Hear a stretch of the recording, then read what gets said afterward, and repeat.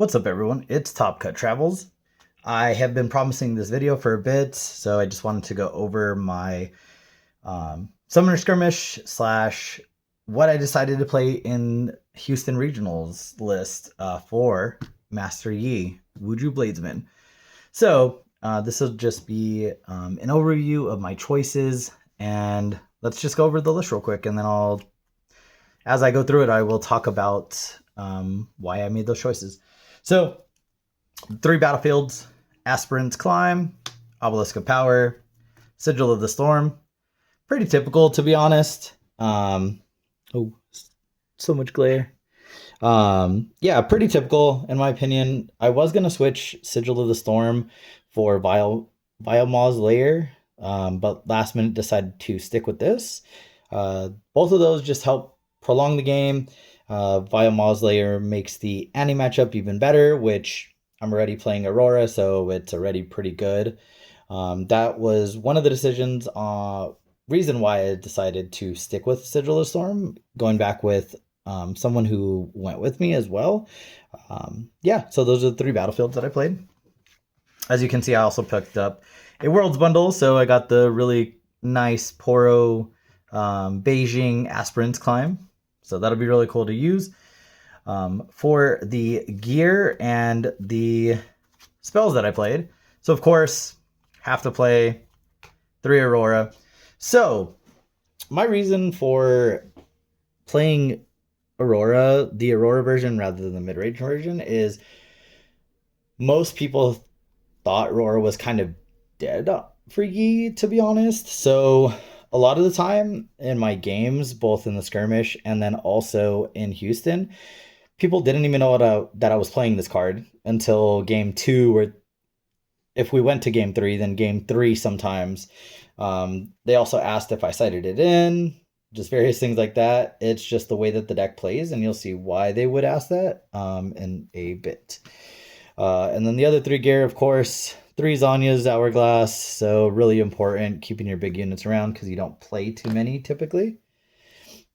3 Catalyst of Aeons, really important wrap card. You want to see this in your opening hand along with the Mobilize or Find Your Center going second, because a lot of people will choose going first. So you absolutely want to see this card, that way you can play Aurora on curve if you draw it anyways, which I did not draw it a lot at Houston Regionals, unfortunately. 3 Find Your Center, so really good card. You can play for 1 if your opponent is within 3 points of winning.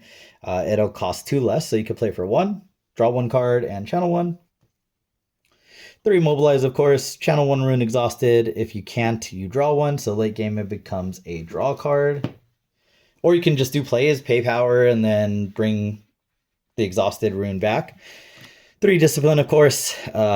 Boost your already big units even higher and draw a card and its reaction.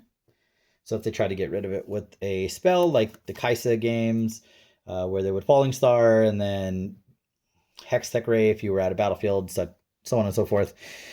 Charm, really important card, obviously, because Master Yi's legend ability lets you +2 might if it is defending alone. Only 2 Defy. In testing, the card I don't know. It wasn't great in some of the matchups, but it was really good in others. So I kind of wanted to limit myself of drawing multiples. It might seem a little bit weird, but the ratio really worked. And then also really odd, really different one-ofs. So I played 1 Primal Strength, 1 Windwall, 1 Challenge, and 1 On Guard. So very different choices in my opinion, just because a lot of the time you'll want to see multiples of like On Guard. You might not even play Challenge in some of the builds. Windwall might just be a side card, and then same thing with Primal Strength. These all worked out pretty amazingly over the weekend, and then also at the skirmishes that I played in. So I really like them as one-ofs. Honestly, Primal Strength was probably the biggest MVP because people were not expecting this card in the main board, especially against the mirror. The unit lineup. So this is where it gets kind of different So you play the 2 Mountain Drake, really big, no power involved with playing it from hand. Unlike playing if you played the one of Volley Bear, the 12, you have to pay the power for it. This one lets you put 10 might on the board and not have to do that. Uh, Only 2 White Flame. This card isn't the best coming off of Aurora, in my opinion. So that was the decision to only play 2. 2 Dead Bloom. So this was another very different choice that was made, and it worked out fine. It worked out pretty good, actually. I opened it or I draw it, or it would come in off of Aurora. It wasn't too bad. I didn't miss the 3rd. In a different build, I would probably play 3, but not this one. And then 2 Tasty Faithful. This card was great. Ramp 2 runes, exhausted, and draw 1 when it dies. So if they do spend a lot to get over it with, if you had this on a battlefield alone, it'd be 8. Sometimes that's really difficult to get over. And then I did play the little mid-range cards. So I played 3 Stalwart Poro and 1 Clockwork Keeper. So these were really important going first. So people were not expecting these cards, and especially because going into game 2, they would think that I would side into mid-range, but it's really just the main deck, to be honest. Or this is all they saw, the mid-range stuff, and they never really saw anything else. So they would not side in their gear destruction. So yeah, it worked out really well.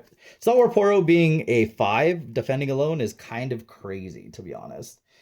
Then we'll go to the side deck. This is a little bit more niche, of course, because it is based on your local area, all of that stuff. So we cited 2 Unyielding Spirits, really good against Kaisa, obviously, Annie, things that deal damage, but I'd really only cited in Kaisa. I don't know why against Kaisa. I don't know why I said Annie, because those purple spells just push things back or return to hand.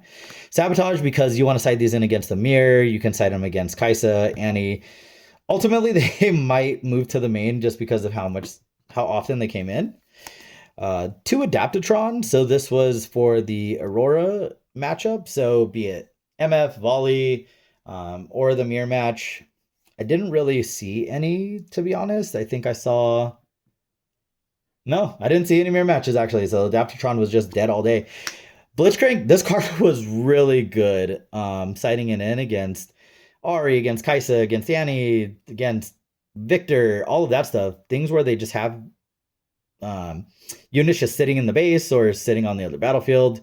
You can pull one over. It has tank. When I hold with it, it returns to my hand, so I can play it again to my battlefield. This was really good, actually, off of Aurora. I know a lot of people are kind of iffy on it because, if you hit it off of Aurora early, you don't really get any value, unfortunately, but I thought it was still good. And then the one of big volley bear, imposing, shield 3 while it's defending, also tank, and then as well it gives you draw power if your opponent moves to a different battlefield other than this one. So if you had this alone for some reason, if you hit it off Aurora and then move it to a battlefield and it's by itself, it goes up to 15 by itself, which is kind of crazy when it's defending. And then it also has tank if you play it at a battlefield that's occupied by another one of your units or anything like that. So that was the side. That was the same for both the skirmish and the regional. And then really quick, the runes: 6 body runes and 6 calm runes. So overall, Houston didn't go the best, unfortunately, as far as the main event goes, but I was successful in other parts of the weekend, such as, I ended up getting a medal card. I ended up getting a worlds bundle, met up with a lot of really awesome people that I haven't seen in a long time. Shout out to the Vegas people. And then also my California boys as well. So yeah, this was the Master Yi kind of mid-range Aurora list.